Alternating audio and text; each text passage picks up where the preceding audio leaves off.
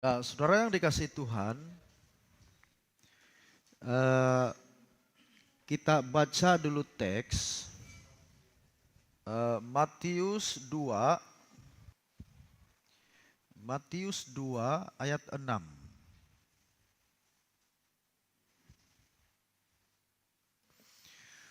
Oke, ini dasar teks untuk sesi kedua ini. Kita baca dalam Matius 2 ayat 6. Dan engkau Betlehem, tanah Yahuda, engkau sekali-kali bukanlah yang terkecil di antara mereka yang memerintah Yahuda.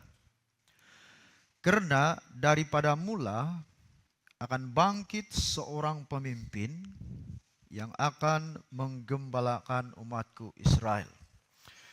Saudara, firman Allah ini berbicara tentang dua hal. Satu, Yesus akan lahir sebagai pemimpin. Itu pertama. Dan kedua, dia juga pada masa yang sama seorang penggembala. Jadi saudara, dalam hal-hal spiritual atau dalam hal-hal pertumbuhan iman gereja, ada dua hal yang sangat penting, yaitu pemimpin. Di dalam kepemimpinan, integritasnya atau integritinya itu atau nilainya itu adalah gembala. Di dalam kepimpinan itu pergerakannya itu adalah penggembalaan. Dan di dalam penggembalaan, kekuatannya itu adalah kepimpinan. Ini dua hal tidak dapat dipisah. Kalau memimpin gereja tanpa penggembalaan, gereja hancur. Gereja tidak akan sampai kemana. Ingat ini baik-baik.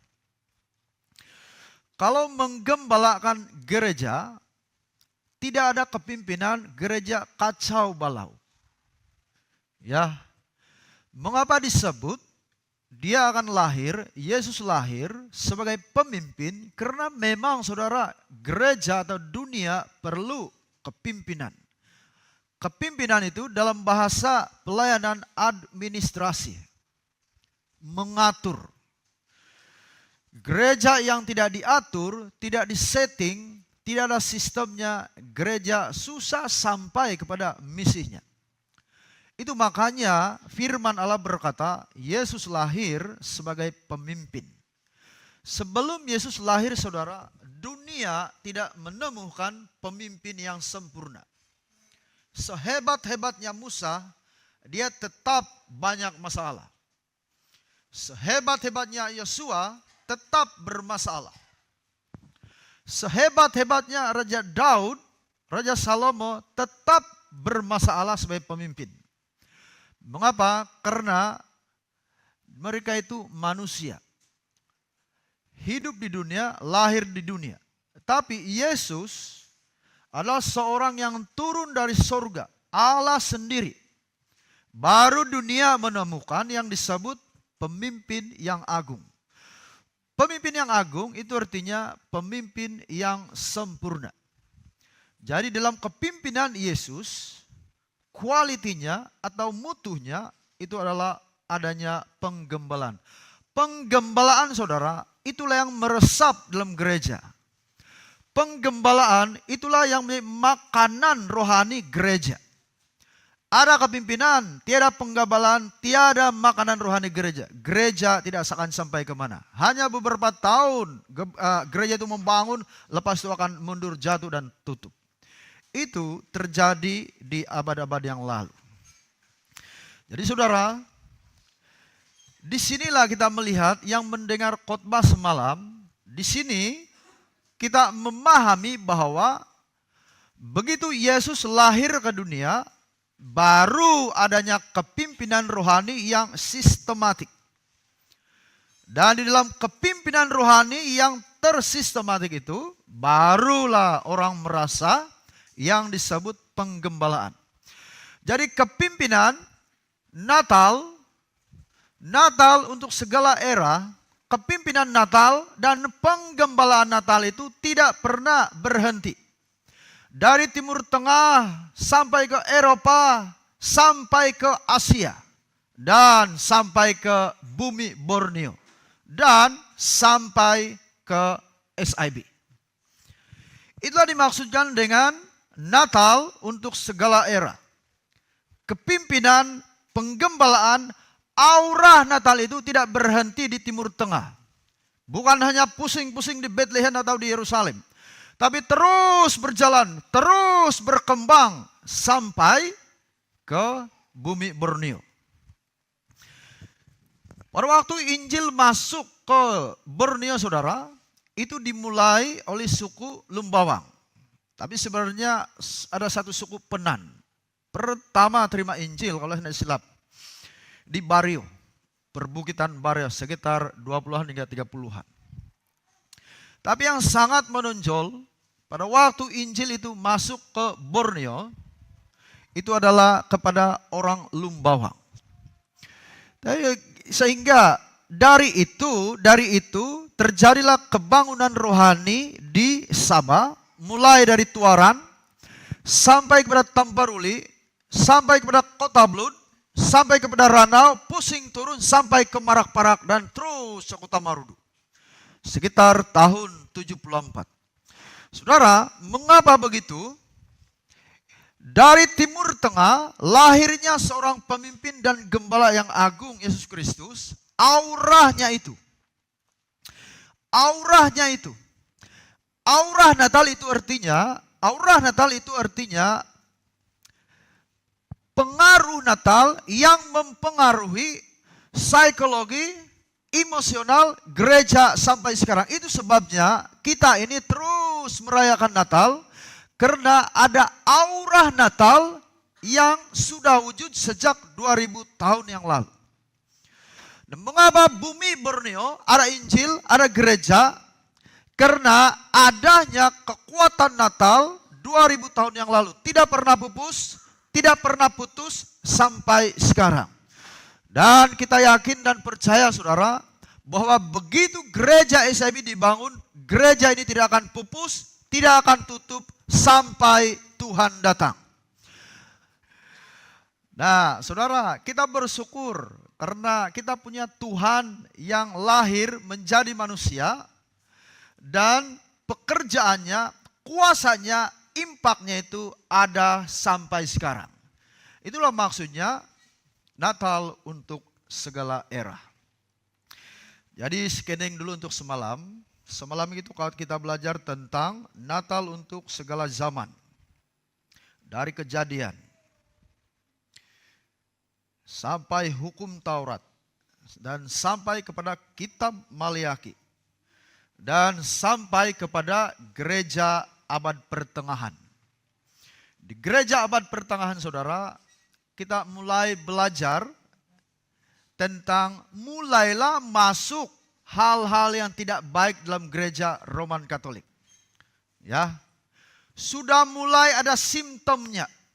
Sudah mulai ada ciri-cirinya gereja yang dulu Injili akhirnya menjadi gereja yang rusak. Jadi sesi kedua ini kita punya subtema yaitu Natal kekuatan gereja di sepanjang era. Abad 15 dan 16. Saudara, abad 15-16 adalah suatu sejarah di mana meletusnya yang disebut reformasi. Reformasi gereja Roman Katolik dan zaman kelahiran Protestan. Kalau di Indonesia, kalau saya tidak silap, per tahun mereka merayakan yang disebut perayaan reformasi. Tapi di SIB belum ada. Saya ingat di Lebo nanti kita buatlah. Kenapa? Reformasi abad 16, saudara, itu paling penting. Kalau tidak ada reformasi pada abad 16, mungkin SIB tidak ada. Yang ada, Roman Katolik menguasai seluruh dunia dan era. Roman Katolik pada abad 15-16 sudah rusak total. Tetapi syukur, saudara, Karena Natal di sepanjang era, pada waktu gereja maju, Natal ada. Pada waktu gereja sederhana, Natal ada. Pada waktu gereja mulai rusak, bahkan betul-betul daunnya gereja di abad 15, Natal tetap ada, membangun dan memulihkan gereja. Itulah artinya Natal di sepanjang era. Jadi kita mau belajar beberapa hal tentang kerusakan gereja dan bagaimana gereja dipulihkan. Pertama, gereja Roman Katolik rusak total. Mengapa saya senang ajar ini untuk gereja dan jemaat? Supaya kita lebih berhati-hati dengan langkah-langkah gereja kita. Dan ini baik sekali untuk dipahami oleh para pastor dan para penatua, juga para dekan, pemimpin, dan semua generasi. Ya, mari belajar bersama-sama. Pertama, gereja Roman Katolik rusak total. Ini sejarahnya. Pertama, mengapa gereja ini rusak? Karena di dalam gereja penuh dengan korupsi. Corruption. Penyelewengan uang gereja. Roman Katolik pada abad 15 saudara, setelah bergantinya pemimpin, yang menaik pejabatan pemimpin bukan lagi pemimpin yang punya iman. Tapi pemimpin yang dipungut-pungut. Pemimpin yang hampir tidak dibaptis. Pemimpin yang tiada nilai kerohaniannya. Mereka berani-berani menjabat jabatan pemimpin gereja. Apa yang terjadi? Rata-rata pemimpin korupsi. Korupsi itu namanya menyalahgunakan keuangan gereja.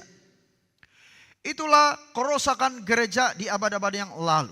Bersyukur gereja ini tidak ada case yang seperti itu. Bersyukur karena gereja kita jujur dalam hal penggunaan keuangan. Tapi saudara, terjadi juga sejarah seterusnya. Dan ada sejarah Asia bahwa sampai pastornya dan pemimpinnya itu naik mahkamah karena penggelapan uang gereja. Itu terjadi setelah lahir, itu terjadi bukan di Eropa. Itu terjadi di Asia. Saya pun tidak mau sebut gereja. Tapi ini sebenarnya terjadi dan sering terjadi. Jadi kalau ada pemimpin yang suka curi duit gereja, bertaubat. Karena ada pastor yang merancang supaya duit itu hanya untuk dia, bertaubat kita, para pastor. Pernah saudara punya pengalaman bersama dengan pastor atau pemimpin merancang untuk mencuri uang gereja? Saya tidak tahu dengan saudara. Tapi sebenarnya berlaku juga. Nah, kita mau itu tidak berlaku di gereja ini dan tidak berlaku kepada generasi akan datang. Kedua, mengapa gereja Roman Katolik rusak total saudara? Karena salah guna kuasa para pejabat. Salah guna kuasa. Peran dan fungsi kepimpinan gereja itu untuk pertumbuhan iman jemaat. Tapi mereka ini lain. Kuasa jabatan, kuasa status pelayanan kepimpinan itu digunakan pakai untuk perut mereka. Semua program yang mereka rancang, semua itu adalah untuk keuntungan gereja. Bukan untuk keuntungan pemimpin. Tidak pernah untuk keuntungan pertumbuhan iman jemaat. Semuanya adalah untuk keuntungan manusia, kemanusiaan mereka. Salah guna kuasa para pejabat. Seterusnya, ada satu hal yang betul-betul membuat gereja pada abad 15 rusak total. Yaitu yang disebut praktik simoni. Praktik simoni itu adalah penjualan jabatan gereja. Nah, mari kita belajar ini. Para pastor perlu tahu ini. Dan para pemimpin. Penjualan jabatan gereja. Dia jual itu status jabatan. Dia jual itu pangkat gereja. Yang mampu beli pangkat itu, dia boleh menjadi pejabat gereja atau pemimpin gereja. Karena kalau sudah jadi pemimpin gereja, ada harapan mau kaya. Ada harapan punya banyak pulangan.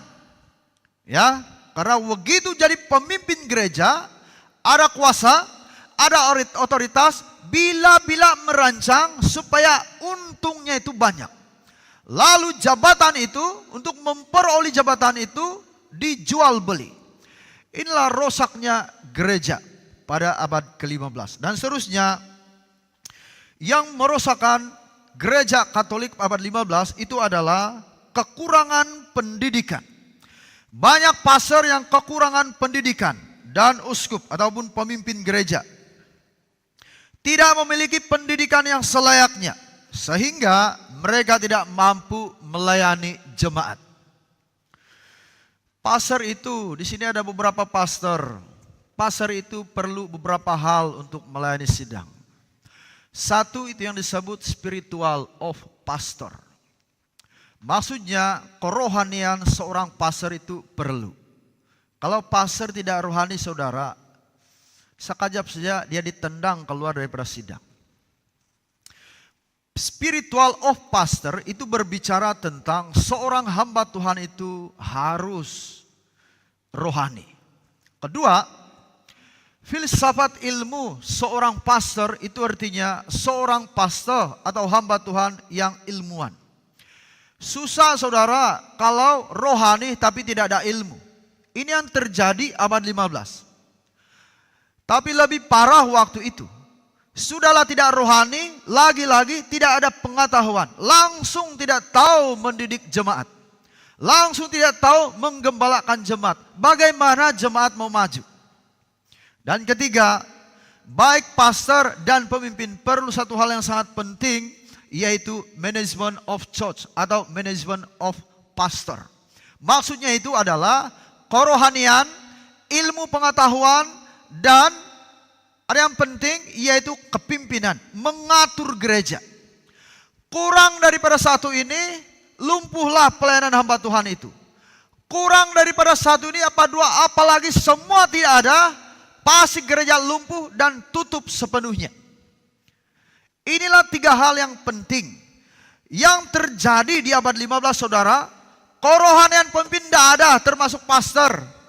Pengetahuan para pastor pemimpin tidak ada. Dan kepimpinan yang betul dan baik tidak ada waktu itu. Dan itu yang menyebabkan, salah satu penyebab gereja itu hancur total. Dan yang keempat, kelima, kerusakan gereja pada waktu itu adalah tidak spiritual. Tidak spiritual dan lebih fokus kepada praktik-praktik ritual yang tidak bermakna. Gereja Roman Katolik, saya tidak bicara gereja Roman Katolik sekarang. Saya bicara tentang Roman Katolik di abad-abad yang lalu sebelum reformasi. Mereka itu banyak betul ritual saudara. Masuk di gate sana, pintu sana itu ada air suci. Kau ambil air suci itu, ya yang begini, suci sudah kau. Senang mau bertobat. Buat jinah di luar, buat bohong di luar, jadi penjahat di luar. Masuk gereja itu, pegang air suci di pintu sana. Sudah, suci sudah kita. Tinggal mau beribadah. Ritual. Tapi apakah ini benar? Saudara, ini 100% salah menurut Alkitab. Air suci, air jam-jam, apa saja air di Israel, di mana-mana tidak dapat menyucikan hidup kita. Selain pertobatan di hadapan Tuhan. Baru para pengkhotbahnya di abad-abad yang lalu, itu yang saya sebut semalam, berkhotbah saja jubahnya itu, pakaiannya itu tidak harus seperti ini. Seperti maharaja. Nampak bersinar, nampak megah, berdiri di mimbar, baru pakai mahkota emas, baru pegang tongkat emas, baru berkhotbah. Ini ritual yang macam-macam. Baru ada begini, begini, begini. Bah, siapa yang mentan arsih? Ini dulu. ke sini dulu. Tapi ada dua. Saya lupa, arsi itu ke sini atau ortodoks itu ke sini. Itu cara memilih. Ortodoks pun begitu di Timur Tengah dan sampai sekarang. Arsi pun begitu. Ya, kalau arsi ke sini pasti itu pasti ortodoksnya ke sini dan ke sini. Ya, begitu. Banyak betul ritual, tetapi tidak ada Injil. Ya. Dan dikatakan abad 15 gereja mulai seram. Gereja mulai sunyi senyap. Tidak ada piano di sana, saudara. Reform bagus lagi. SDA bagus lagi. Ya, masih ada piano. Ini langsung tidak musik. Ya. Mengutamakan ritual yang Allah, tahu animisme apa? Allah animisme. Inilah gereja, simptom-simptom gereja yang mulai kelihatan pada abad 15. Tapi setelah itu akhirnya rusak total. Ya. Jadi gereja ini mencapai puncak kerusakan total sehingga Injil keselamatan di dalam Yesus Kristus itu tidak ada lagi. Seperti yang saya katakan semalam, akhirnya sampai ke puncak kerusakan. Gereja menodai Injil, gereja memperkosa kebenaran firman Allah, sehingga keselamatan itu pun ditebalikan oleh gereja ini. Nah, keluarlah borang yang disebut indulgensia. Ya, siapa tahu ada yang belum dengar. Indulgensia itu satu borang dijual, dibeli oleh jemaat, sesudah dibeli confirm. Isi namanya confirm, dia sudah masuk surga. Kalau beginilah saudara punya senang masuk surga. Kalau mau senang masuk surga, pergi gereja mereka. Jangan di SIB. Dan banyak lagi ajaran saudara. Ya, inilah maksudnya bahwa walaupun Natal itu tidak pernah berhenti dari Timur Tengah sampai ke Eropa, walaupun pekerjaan Natal tidak pernah berhenti saudara, tetapi pada masa yang sama kerusakan gereja itu juga tidak pernah berhenti. Saudara membaca sejarah gereja, Injil diberitakan pasti ada pembunuhan. Gereja dibangun pasti ada pembakaran. Gereja dibangun, gereja jemaat semakin banyak pasti ada pembunuhan. Di Jepang pada tahun 1619 sampai pada tahun 1619 55 jemaat termasuk anak-anak kecil dibakar hidup-hidup. Sepertinya tidak ada Natal di era itu. Ya. Penganiayaan memuncak dari tahun 16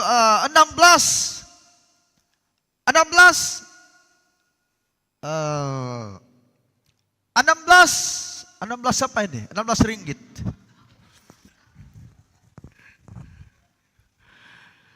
Lupa sudah. Sekitar tahun 1619 sampai 1643 di Jepang sekitar 5.000 jemaat dibunuh mati syahid. Bunuh secara mati syahid. Ini sejarah gereja. Inilah maksudnya saudara, seakan-akan secara manusia tidak ada Natal di era itu. Boleh minum kan? Kasih, mana dia punya anu ini? Tidak stru ini.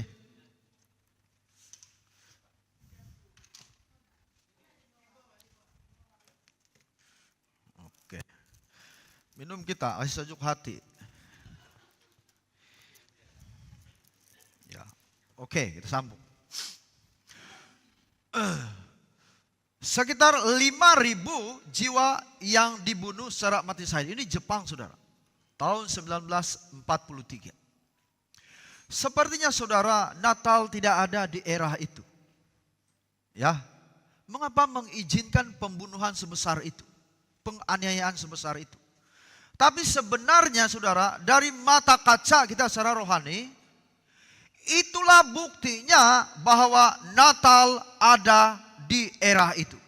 Orang sanggup mati sahid saudara, mengapa? Karena mereka setia kepada Yesus Kristus.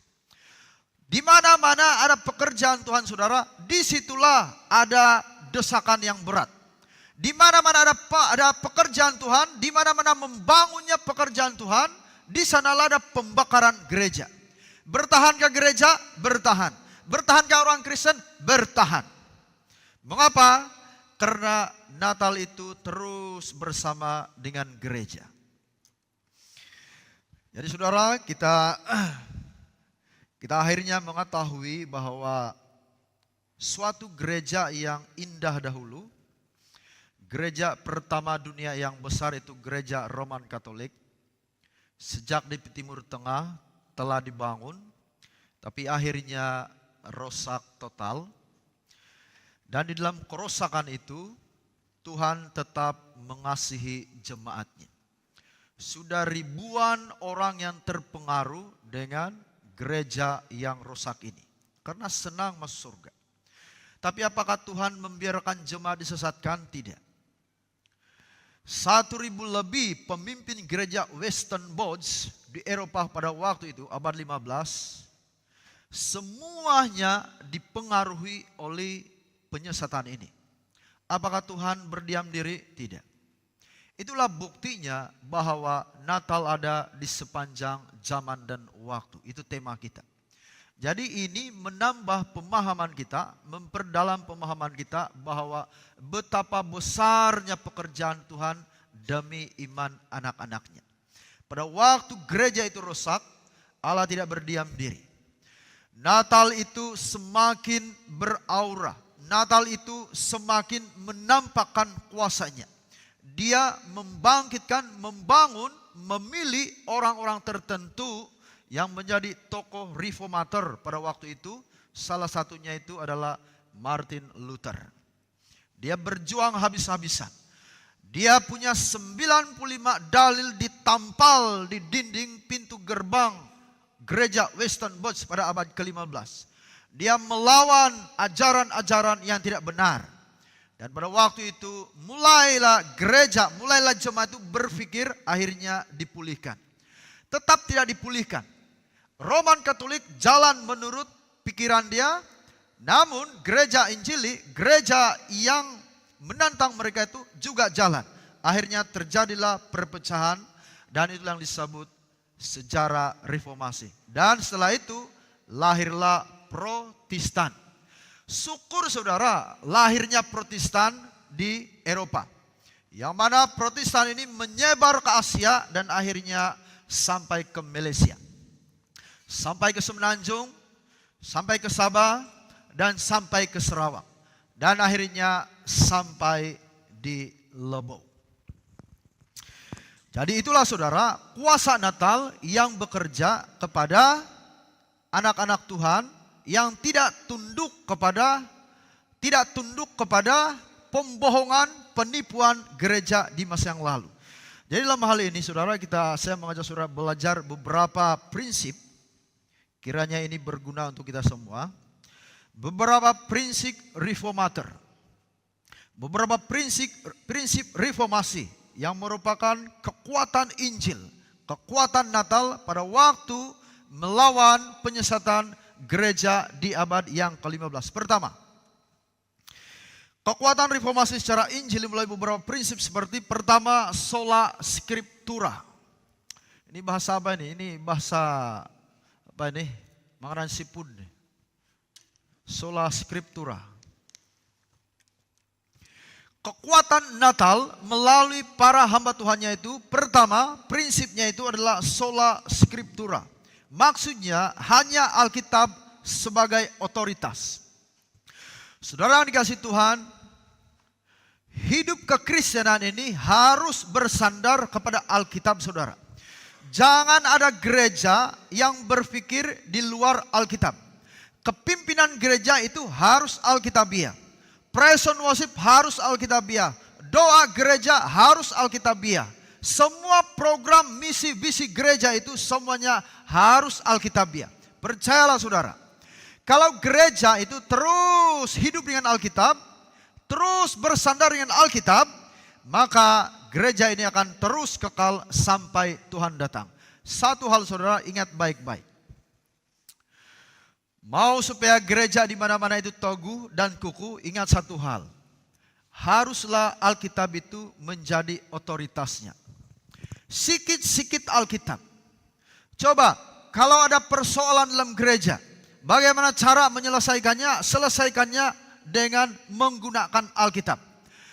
Perselisihan, pertentangan, apa saja isu dalam gereja, kalau tidak diselesaikan menurut Alkitab, tidak akan selesai sampai selama-lamanya. Itulah prinsipnya. Saudara tahu bagaimana saya gembalakan gereja SIB Lebow? Saya memakai prinsip semuanya dari Alkitab. Saya memakai prinsip semuanya karena Alkitab. Karena Alkitab itu firman Allah. Itu sebabnya banyak hamba Tuhan di masa yang lalu, abad ke-15, tidak tunduk dengan penyesatan gereja yang besar.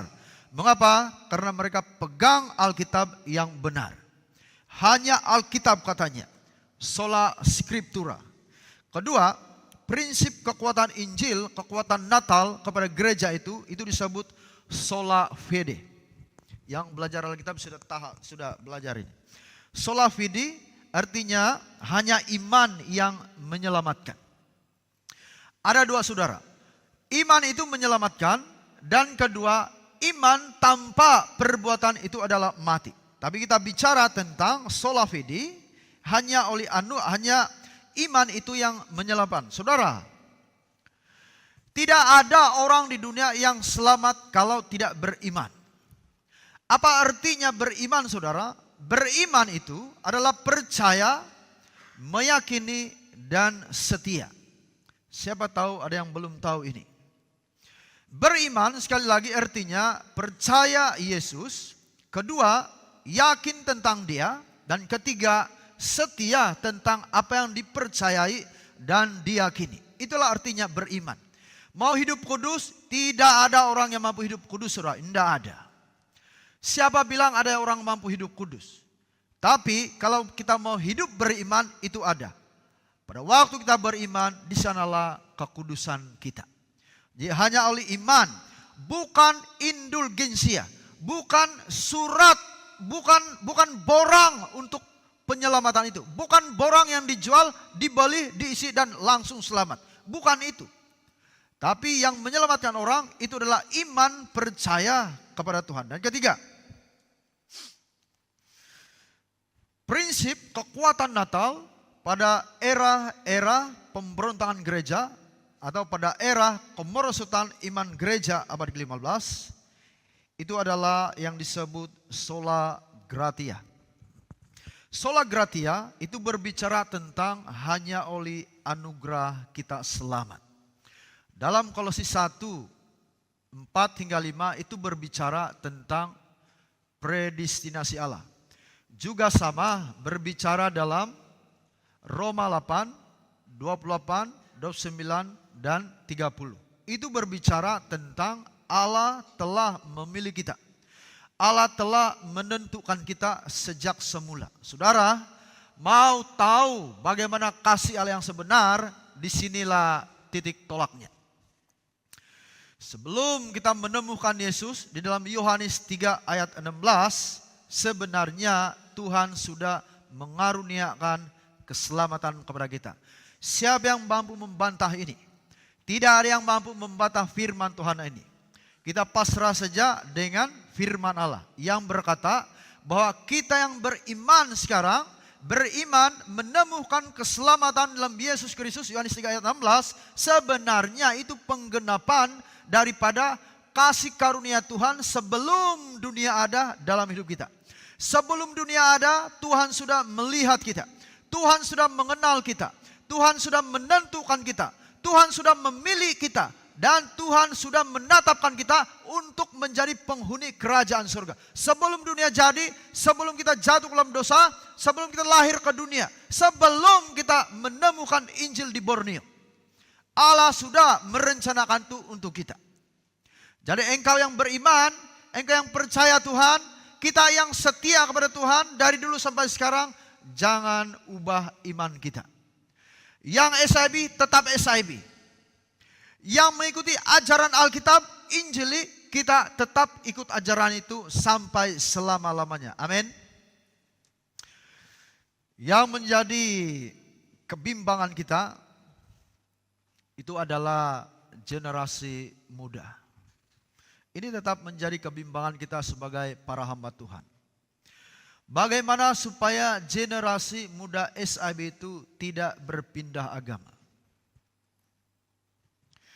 Caranya, para pastor khotbahlah habis-habisan di gereja.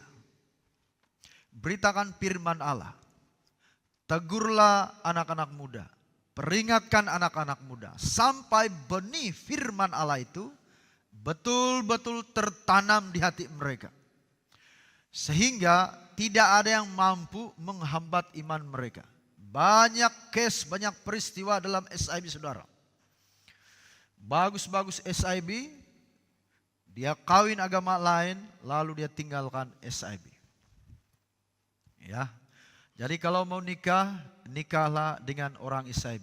Ingat satu hal, engkau lari dari SIB, kau tidak boleh makan babi sudah.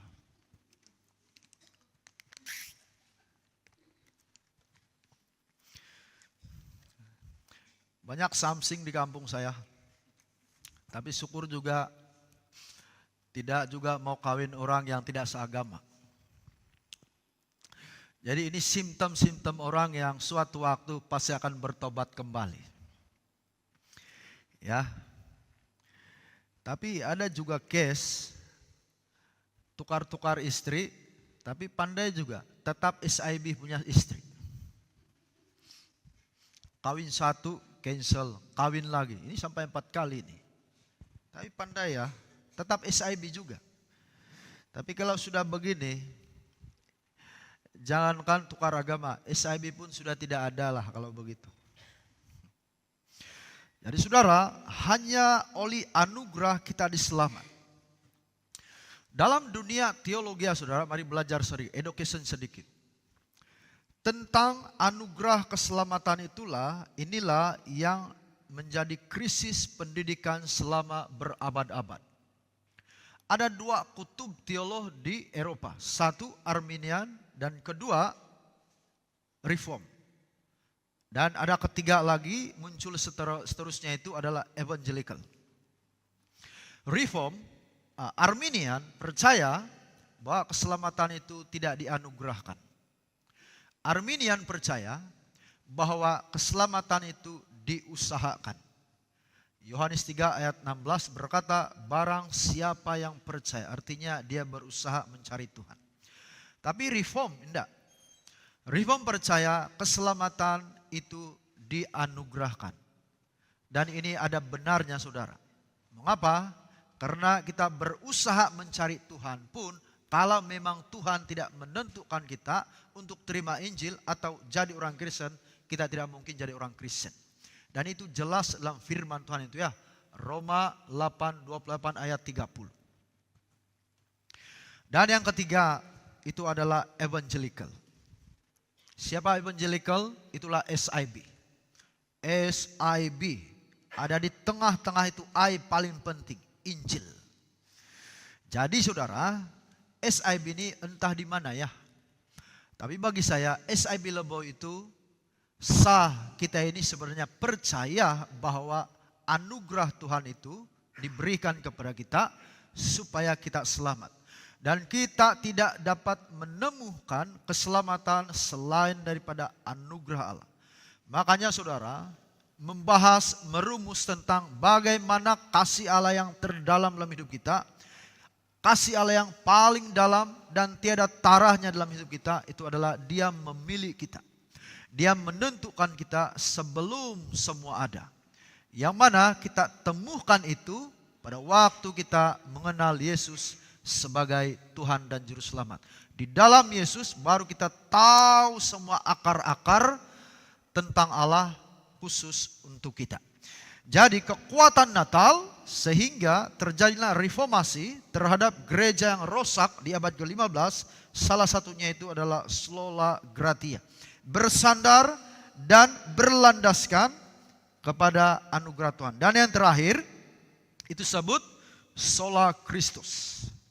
Sola Christus itu artinya hanya Yesus penyelamat kita. Yohanes 14 ayat 6. Saudara, Yesus berkata, Yohanes 14 ayat 6, itu betul-betul menjadi konsep kita. Yesus berkata, akulah jalan. Kedua, dia berkata, akulah kebenaran. Dan ketiga, dia berkata, akulah kehidupan. Saudara, kita menemukan Yesus, itu artinya kita sudah menemukan jalan yang benar. Jangan mencari jalan lain lagi. Amin. Kita punya jalan ngam sudah. Sana pergi dapur, sana pergi luar. Jadi jalan kita itu sudah sampai kepada tujuan kita, yaitu Yesus Kristus. Jadi saudara yang dulunya di denominasi yang lain, ya bersyukurlah. Ya, di ajaran yang lain, akhirnya saudara menemukan jalan yang benar. Disinilah jalan yang betul-betul benar, yaitu karena kita bersandar kepada Yesus Kristus yang telah mengaku akulah jalan. Dan kedua, dia berkata akulah kebenaran. Tidak ada kebenaran di luar Kristus, saudara. Mengapa gereja ini kukuh dan kuat? Karena kita sering kembali kepada kebenaran firman Allah. Mengapa gereja ini terus berkembang? Kita punya pemikiran terus dewasa. Mengapa? Karena ajaran di member gereja ini adalah bersumber daripada Yesus Kristus. Gereja zaman sekarang, saudara, itu macam-macam. Gereja kontemporer itu, saudara, macam-macam. Ya, itu nanti saya bahas. Hari ini panjang khotbahnya, minta maaf saja. Nanti pendek khotbah, gaji buta. Kita lapar dulu, kalau baru kita berhenti khotbah. Nanti makan di sana sedap semua. Ya.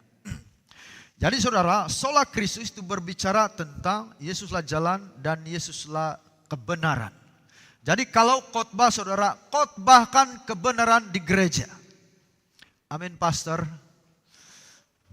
Tidak ada yang dikhotbahkan di member. Jangan omong kosong di member. Berkhotbah betul-betul di member. Ya, ada orang khotbah 5 menit, tapi present worshipnya, free worshipnya itu 1 jam. Tidak betul. Ini tidak betul, tidak seimbang. Ya, nanti kita akan sampai ke sana. Sampai ke sana ini maki hamun sudah. Jadi hanya Yesus penyelamat kita, Yohanes 14:6, dia itu jalan, dia itu kebenaran. Dan ada yang paling penting, saudara. Ini barulah namanya penyelamat di sepanjang zaman dan waktu. Dia berkata, akulah kehidupan. Itu sebabnya, saudara, 12 rasul di abad pertama itu sanggup mati. Karena mengapa? Mereka tahu di dalam kematiannya itu mereka berada di kerajaan surga. Ada satu kata Paulus yang paling indah, saudara. Dia berkata, hidupku adalah Kristus dan mati adalah keuntungan. Apa artinya ini?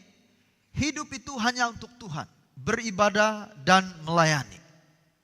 Karena dia tahu, bila dia mati sampai waktunya dipanggil Tuhan, dia tahu di seberang kuburnya itu ada surga. Makanya dia berkata, hidupku adalah Kristus. Seluruh hidup itu dipersembahkan untuk Tuhan. Beribadah dan melayani Tuhan sampai mati.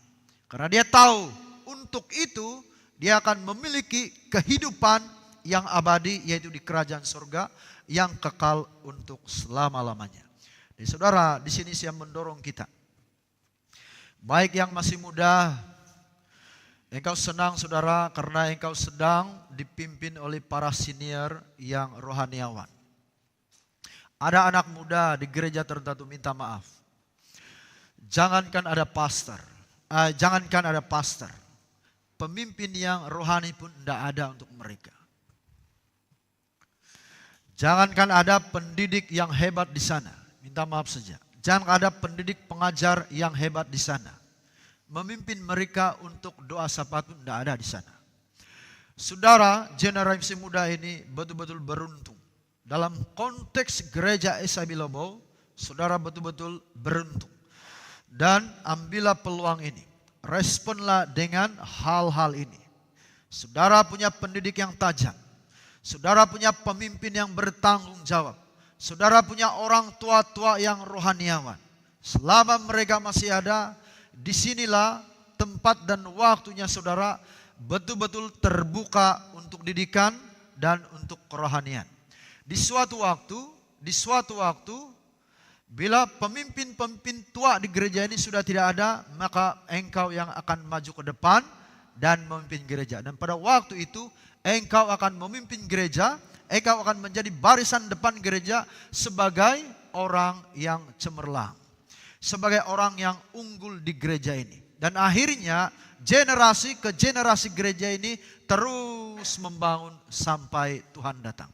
Itu tujuannya kami menjadi pemimpin atau menjadi orang tua-tua di gereja ini yang berpendidikan, yang ilmuwan dan yang rohaniawan. Dan orang yang pandai mengatur gereja. Semua ini untuk generasi akan datang. Jadi saudara, terakhir tadi berbicara tentang sola Christus, itu berbicara tentang hanya Yesus penyelamat kita. Jadi ini benar saudara. Sejak Yesus lahir, ribuan orang di dunia mengenal Dia dan hidup mati hanya untuk Dia. Dan sampai sekarang banyak orang Kristen di SIB yang sudah pergi dengan iman. Mereka pergi dengan meninggalkan pelayanan-pelayanan. Mereka pergi dengan sejarah pelayanan yang berat dan besar. Mereka melakukan pelayanan, melakukan pekerjaan selama mereka masih hidup. Itu sudah banyak di SIB. Dan yang menyusul, fenomena yang menyusul seperti itu adalah saudara dan saya.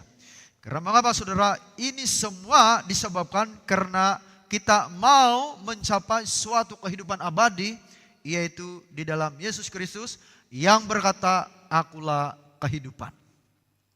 Seterusnya kita belajar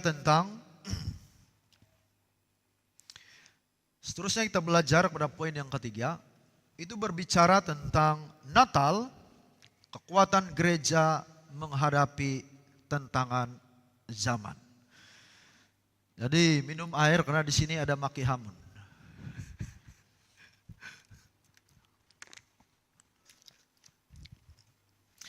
Natal, kekuatan gereja menghadapi tantangan zaman. Saudara, pada waktu Protestan itu lahir dan membangun gereja, akhirnya wujudlah gereja abad yang ke-21. Yang mana gereja itu disebut gereja kontemporer. Walaupun Protestan saudara, ada banyak krisis juga. Terutama krisis pendidikan. Selalu bertentangan dengan pahaman. Dan juga yang terjadi sekarang itu adalah krisis liturgi ibadah. Selalu tidak sama-sama dalam hal-hal ibadah. Pandangan itu lain, pandangan yang lain satu, pandangan yang lain satu, dan selalu berbeda. Ya, ini yang kita mau pelajari. Saudara, Natal, kekuatan gereja menghadapi tantangan zaman. Tantangan gereja yang pertama itu disebut sekularisme. Sekularisme. Jadi konsepnya begini. Di mana Natal ada, pasti ada tantangan. Di mana Injil ada, pasti ada yang tidak Injili. Di mana kekudusan ada, pasti yang tidak kudus itu ada. Kesimpulannya, di mana-mana nama Natal, nama Yesus itu dibangun, disitulah seiringnya juga yang bukan Tuhan Yesus. Jadi kita belajar ini saudara. Satu, tantangan zaman yang dihadapi oleh orang Kristen, yaitu yang disebut sekularisme. Sekularisme itu berbicara tentang gereja kehilangan fokus kepada misi gereja. Bila mata gereja itu lebih memandang dunia saudara, akhirnya semua dalam gereja itu keduniawian, sekular. Kepimpinan itu dunia, ibadah dunia. Semua dalam gereja adalah keduniawian, syarat dengan keduniawian. Bila terjadi seperti ini, maka misi gereja itu, misi yang sebenar, tujuan sebenar gereja itu tutup, lumpuh, dan hilang. Mengapa? Karena keduniawian lebih besar daripada kerohanian dalam gereja. Bersyukur saudara, karena tidak terjadi di gereja kita. Bersyukur karena tidak ada pemimpin yang coba menciri-cirikan itu di gereja kita. Dan saudara patut bersyukur karena saya sendiri tidak menyukai benda itu. Ada amin? Kedua, sekularisme sebagai tantangan zaman itu adalah lebih menekankan ekonomi, sosial, dan politik. Ciri-ciri gereja yang sebenarnya sudah tidak ada Injil, saudara, itu adalah lebih menekankan ekonomi. Dia mau gereja itu banyak jemaatnya. Dia mau gereja itu banyak jemaat yang kaya raya, supaya gereja itu banyak uang. Lebih menekankan ekonomi, sosial, dan politik. Lebih menekankan sosial itu artinya gereja mencari hal-hal yang aman, damai dalam gereja. Pengkhotbah dalam gereja menekankan sosial itu artinya lebih kepada khotbahnya motivator. Lebih kepada khotbahnya itu adalah untuk kemanusiaan. Pengkhotbah yang motivator saudara tidak mungkin berkhotbah tentang dosa gereja. Tidak akan berkhotbah tentang teguran kepada jemaat yang berbuat dosa. Dia tak akan berkhotbah seperti itu. Hati-hati kita. Ada pengkhotbah masa kini saudara, mereka berkhotbah hanya untuk menyenangkan hati pemimpin dan jemaat. Dosa pemimpin tidak ditegur, kebodohan pemimpin tidak ditegur, kelemahan pemimpin tidak ditegur, dan apa saja bentuk-bentuk yang menyakitkan hati gereja tidak disentuh oleh pengkhotbah. Inilah pengkhotbah sekularisme dalam gereja. Dan ini adalah umpama racun yang pelan-pelan menghancurkan jemaat. Bila gereja menekankan sosial saudara, gereja akhirnya ciri-cirinya adalah menjunjung tinggi praise and worship gereja. Ya, kita segarkan kembali ini. Saya tahu saudara sudah belajar teologi pujian penyembahan. Tidak apa-apa, kita segarkan. Ciri-ciri gereja yang sekularisme saudara lebih menjunjung tinggi praise and worship. Pertama. Kedua, menjunjung tinggi organisasi gereja. Dan seterusnya menjunjung tinggi liturgi ibadah. Tetapi Injil dalam ibadah itu diabaikan. Menjunjung tinggi pengkhotbah.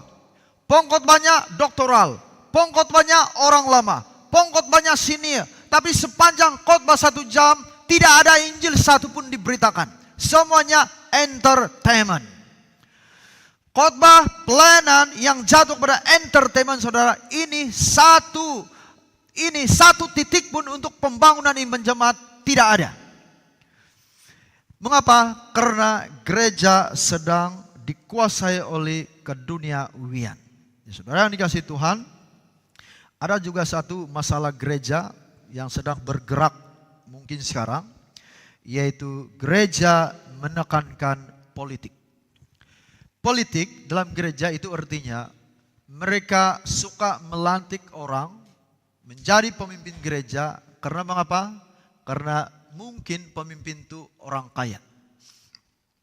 Mereka suka memberi jawatan dan pelayanan kepada orang-orang. Kenapa? Karena mereka itu orang akademik, tinggi-tinggi sekolah, bisnismen banyak uang, dan salary-nya itu puluh ribu per bulan. Pokoknya orang kaya itu yang sering memperoleh pelayanan dalam gereja. Inilah gereja duniawi. Kalau saudara pergi ke luar negara, saya terus terang. Ya, ada penyanyi gereja, worship leader gereja, tetapi pada masa yang sama mereka juga artis dunia. Ini terjadi di luar negara. Jangan ikut-ikutan seperti itu. Ya, mereka penyanyi worship leader di gereja, menyanyi lagu rohani di gereja, tapi pada masa yang sama mereka itu juga artis dunia. Apakah ini benar? Apakah ini murni di hadapan pemimpin? Saya heran. Apakah ini murni di hadapan antara jemaat? Bagi saya saudara, ini sudah rusak. Ini tidak alkitabiah. Ini gereja terlalu liberal. Nyanyi penghibur dunia juga penyanyi rohani di gereja. Apakah ini benar? Saudara, di Lebo tidak mengizinkan itu. Amin. Kita tidak mengizinkan itu di sini. Alkitab tidak suruh. Saya tidak menemukan landasan dalam Alkitab. Dulu saya seminar di sana, ada orang tidak suka kalau saya bilang tidak boleh ikut ratu cantik.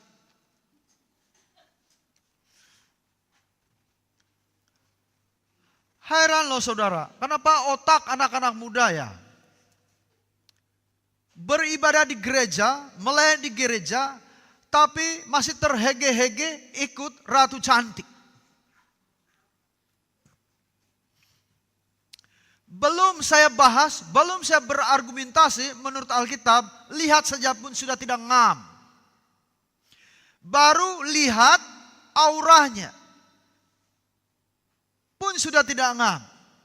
Dan kedua, heran saya. Penyanyi di gereja, penyanyi terkenal rohani di gereja, tetapi pada masa yang sama ikut sugandai.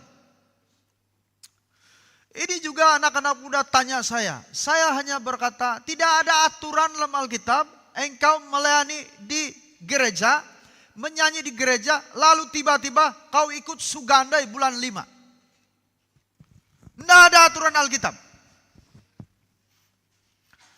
Baru ada pastor yang tidak belajar Alkitab. Tidak masalah itu, boleh itu. Kau pastor tidak tahu diploma pun dah habis, saya bilang. Mau lawan saya? Mau debat dengan saya? Ayo, boleh saja. Pakai argumen menurut Alkitab, baru sah. Jadi saudara yang dikasih Tuhan, gara-gara gereja diduniawikan, apa yang baik, apa yang menghibur, apa yang sedap, dibuat semua oleh gereja. Diizinkan semua oleh gereja. Saudara, gereja Isabel bukan seperti itu. Gereja ini ada sistemnya menurut Alkitab. Amin. Tidak tahu kalau saya bukan pastor di sini. Tidak tahu kalau saya ini bisuk-bisuk kena angkat sudah.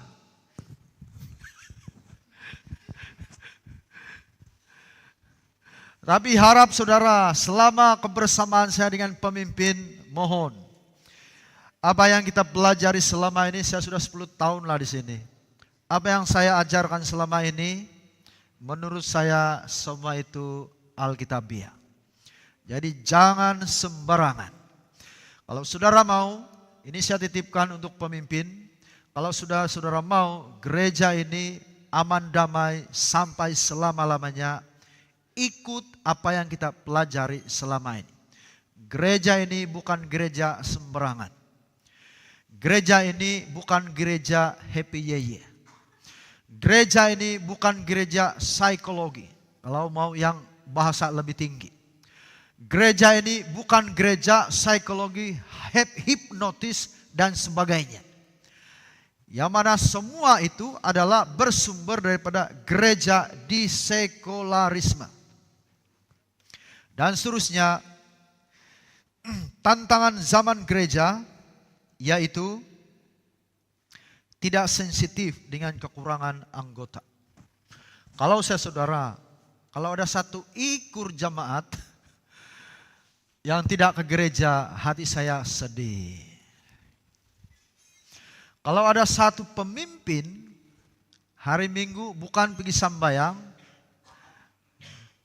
tapi dia pergi pasar Manggatal jual sigup, ya main-main lah. Dia pergi Manggatal, beli numbur, main-main saja, hati saya sedih, sakit. Dan pemimpin yang lain tertanya-tanya, bagaimana dia itu ah? Ya, saya jawab karena angkat sudah. Pemimpin hari Minggu pun tidak hadir di gereja. Itu kan. Karena mengapa? Kita ada sensitivity. Sensitivity secara rohani. Ini barulah namanya gereja. Mempedulikan antara pemimpin. Mempedulikan antara sesama. Siapa yang merasa sakit hati, teman saudara itu pindah agama?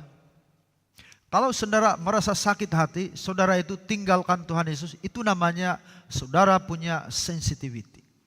Tapi gereja zaman sekarang saudara, di dunia, jangan cakap di SIB, gereja di seluruh dunia sekarang, tantangannya adalah para pemimpin, para pastor, bahkan jemaat sendiri tidak memiliki sensitivity kerohanian. Mereka berkata, oh dia tiada hari ini, ya tiada-tiadalah itu. Lama sudah dia tidak ke gereja, lama sudah itu. Bagaimana? Tidak tahu.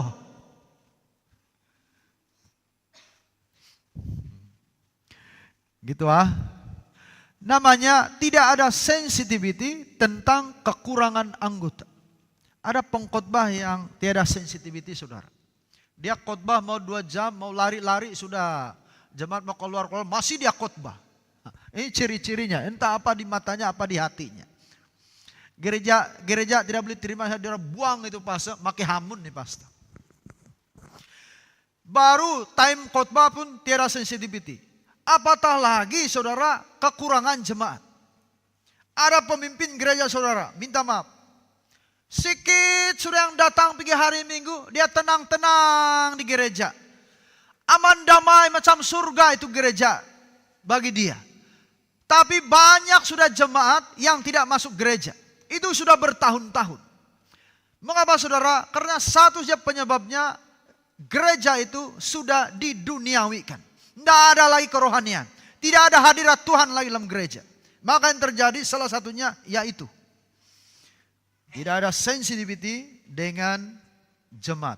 Kedua, globalisasi. Tantangan zaman. Globalisasi itu berbicara tentang pengaruh barat. Artinya pakaian, bangunan gereja, dan liturgi ibadah. Kalau di barat itu, worship leadernya pakai body fit, di SIB pun pakai body fit. Tapi tidak terjadi lah. Contoh saja. Kalau di barat itu pakaiannya solar jeans berkhotbah, maka di Protestan pun pakai solar jeans berkhotbah. Ini globalisasi. Ada yang pernah berkhotbah di sini dulu, saya masih ingat. Ya. Baju coat, tapi solar jeans ketat bukan main. Saya ingat ini tidak betul. Yang begini tidak boleh pakai di gereja Lebo. Jadi yang mau berkhotbah di sini, kasih bagus-bagus itu rambut. Ada saya nampak dulu worship leader di sini rambut tuh makan pang macam terjun. Tapi syukur bukan di Lebo. Ini saya bilang nampak rambut saya pun tuh sudah tiada urapan saya bilang. Suara bagus tapi karakter tidak bagus. Hatinya mungkin bagus, tapi perlu diajar lah. Ya. Karena dia melihat di luar sana, konsert di sana sini, lihat di YouTube, oh penampilan begitu kan, saya pun begitu. Hati-hati saudara, gereja SIB punya tradisi. Khotbah itu rambut urus betul-betul, macam saya. Ini malas pakai minyak rambut, juga malas sempo. Lagi pun sudah tua lah. Apalagi mau begini-begini. Si pastor bujang bolehlah.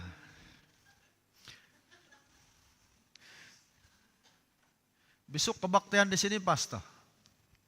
Besok PMI melayani, boleh pilih-pilih. Jadi tantangan zaman saudara itu globalisasi. Semua diikut. Di Korea ada istilah homogen. Homogen itu artinya Semua benda di luar itu diserap masuk dalam gereja. Lama-lama worship di gereja itu pakai seluar pendek ini saya ini. Kalau rambut jangan cakap. Beginilah, macam ombak lah, macam apalah itu rambut. Alah, mau tampil depan saudara, mau pikir sedikit. Ya. Rambut atur baik-baik, bagaimana rambut yang ngam sesuai untuk kebanyakan. Baru pakaian, iya. Beginilah yang paling ngam. Ini paling ngam sudah ini.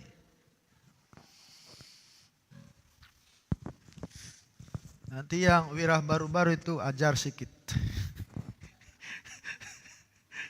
Saya duduk sana, otak saya lain tahu. Tidak apa-apa, main-main. Ya. Ini kan globalisasi, tantangan zaman. Susah mau atur karena mereka bilang di sana pun begini, di sana pun begini. Tantangan. Baru bangunan. Gereja Protestan sekarang, bila bina bangunan, bumbung bukan main tajam. Tahu kenapa Eropa buat bangunan tajam, bumbungnya? Karena di sana ada ice. Jadi senanglah ice itu turun.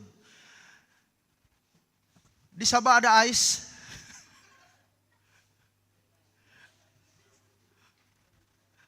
Sana pak gereja, saya berpikir, kenapa ini bumbung ini tajam bukan main. Ini namanya global. Ya. Di Eropa, buat bangunan tajam bumbung bagi saudara, karena di sana ada salji.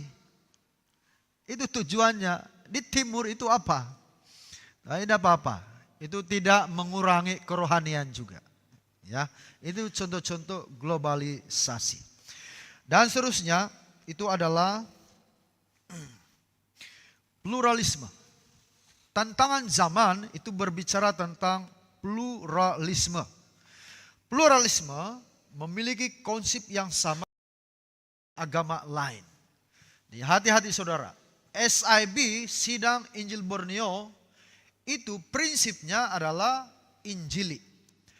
Kita ini gereja evangelikal atau gereja Injili yang mana kita ini pegang Alkitab, perjanjian lama kita makan, perjanjian baru kita makan. Ada gereja di dunia Kristen saudara, pegang Alkitab, perjanjian lama, perjanjian baru pegang. Tapi mereka makan hanya perjanjian lama. Itu sebabnya perjanjian baru, akhirnya di perjanjian baru, babi tidak dimakan. Paling rugi orang Kristen di dunia tidak makan babi. Ini eksklusif untuk SIB. Tahu prinsipnya para hamba Tuhan? Mengapa kita makan babi? Ada ajar di BTS. Kita makan babi karena pegang Alkitab, perjanjian lama, perjanjian baru kita makan, kita telan. Itu namanya konservatif. Konservatif itu adalah identitas SIB. Konservatif dengan Alkitab. Maksudnya itu perjanjian lama, SIB telan. Perjanjian baru, SIB makan. Dalam perjanjian lama, babi tidak boleh makan. Oleh karena SIB makan perjanjian lama, akhirnya babi itu dimakan. Mengapa? Ada istilahnya continue dan ada istilahnya discontinue.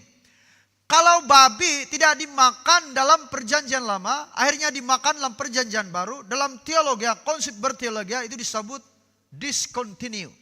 Hukum tidak makan babi itu berhenti di perjanjian baru, itu makanya babi itu dimakan. Kalau persepuluhan bagaimana? Hukum persepuluhan, perjanjian lama jalan kita terima.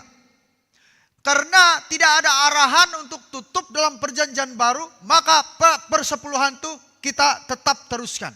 Itu namanya, kalau dalam konsep berpikir teologi itu namanya continue.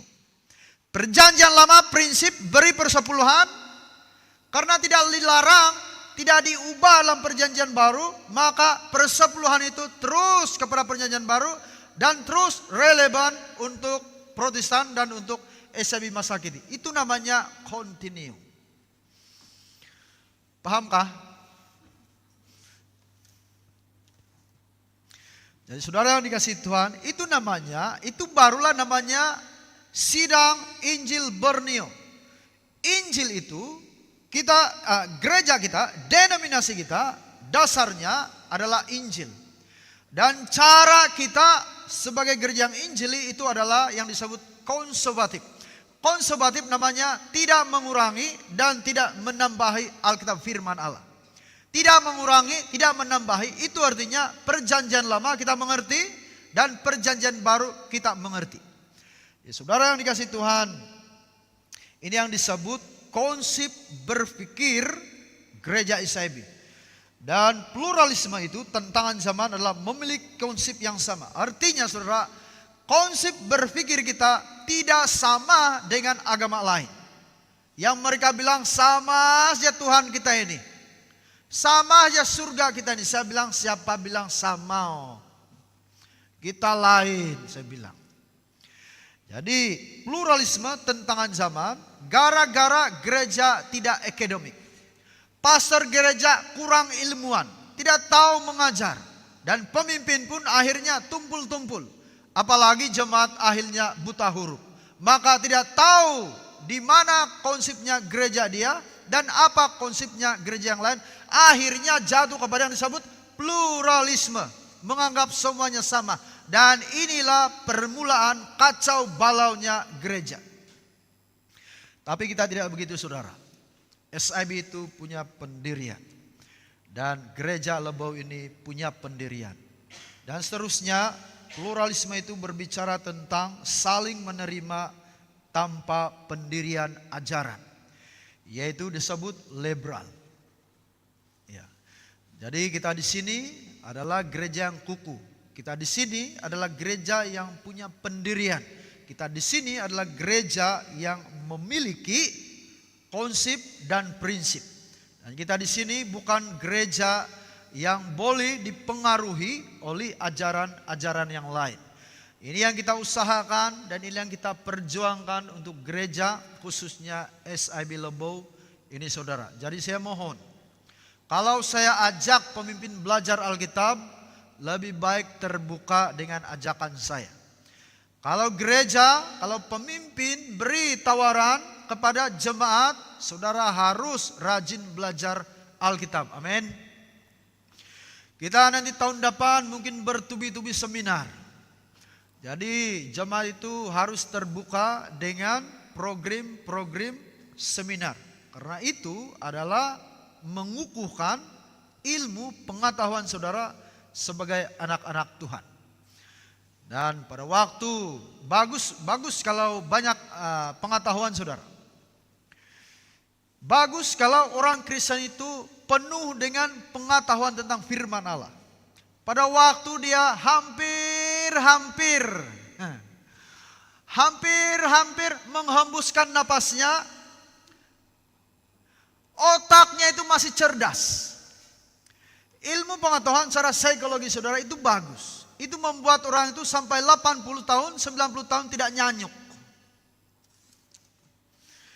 Orang yang tidak ada ilmu saudara, hanya tahu masak, hanya tahu berkebun, tidak mau belajar firman Tuhan, tidak mau isi otaknya itu dengan pengetahuan, dengan kebenaran firman Tuhan. Di hari tuanya itu mulai nyanyuk. Nyanyuk tahu? Ada orang sudah nyanyuk itu resiko itu dia pergi masak di gas. Dan nyanyuk namanya itu. Tengok si Mahathir. Si Mahathir saudara 90 lebih tahun nyanyuk ke otak dia. Enggak. Saya punya seorang guru itu Joseph Tong. Itu profesor di Amerika.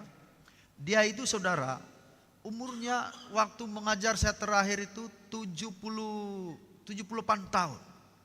Terakhir saya belajar dia di Surabaya. Oh saudara, bukan main pintar. Dia kasih main-main saya lagi. Saya MT aja saudara. Tidak SIB boleh main-main saya ini. Tapi dia kasih main-main saya saudara. Ini umur sudah tua. Siapa bilang nyanyuk saudara? Yang tadi main-mainnya itu. Ini Sudah mau 80 tahun, otak makin pintar. Mengapa? Karena otaknya itu sejak di hari mudanya itu, sejak di usia muda, sudah diisi dengan ilmu, pengetahuan. Katanya semua benda di dunia saya belajar kalau saya saudara. Saya tanya pasal buaya pun dia tahu bahas. Apalagi buaya darat. Semua benda saya tanya dalam kelas, semua dia tahu jawab. Heran saya. Dan jenis seperti inilah, contoh-contoh seperti inilah sampai ke usia tua tidak akan nyanyi. Mengapa? Otaknya itu, pikirannya itu ada sistem. Ada sistem yang bentuknya ilmu pengetahuan. Dan saudara yang dikasih Tuhan, betapa pentingnya belajar firman Tuhan. Jadi dari semua yang kita pelajari ini saudara, tantangan zaman, prinsip reformasi, dan gereja Roman Katolik yang rusak total. Siapa yang ada di sepanjang fenomena ini saudara? Siapa yang terus berada di sepanjang sejarah dan fenomena ini saudara? Jatuh bangunnya gereja hanya seorang pribadi yang kita sebut Natal. Hanya Yesus Kristus yang tidak pernah hilang, yang tidak pernah hapus, dan tidak pernah meninggalkan.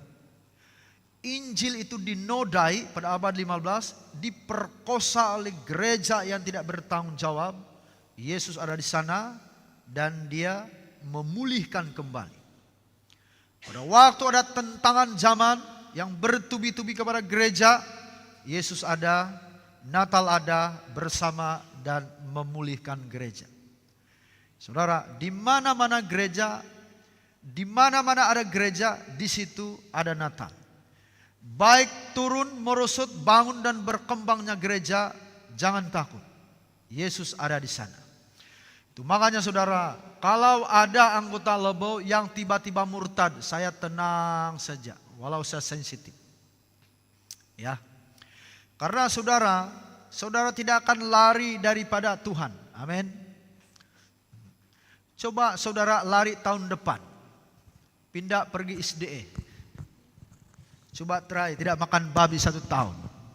Pak saudara rasa, itu baru itu saudara. Belum hati yang sudah biasa dengan Tuhan. Itu makanya saudara, ada di kampung saya, sudah belasan tahun tidak masuk gereja. Tapi saya lihat tidak juga sampai pindah agama. Karena saya tahu kuasa Tuhan, kuasa Natal masih melindungi mereka. Dan saya imani suatu waktu mereka akan kembali beribadah di gereja. Jadi saudara dikasih Tuhan, berbicara tentang Natal untuk segala era.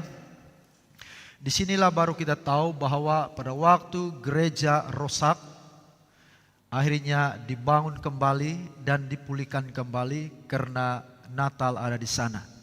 Dan pada waktu gereja baik masa lalu dan masa sekarang sedang menghadapi tentangan, gereja bagaimana terdesak dan tertekan pun gereja tidak sampai tutup. Mengapa?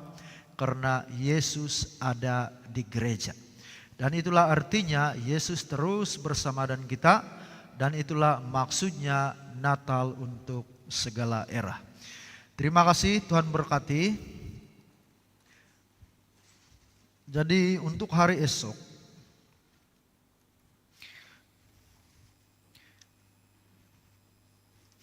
kita beri beberapa kesimpulan dulu. 5 menit.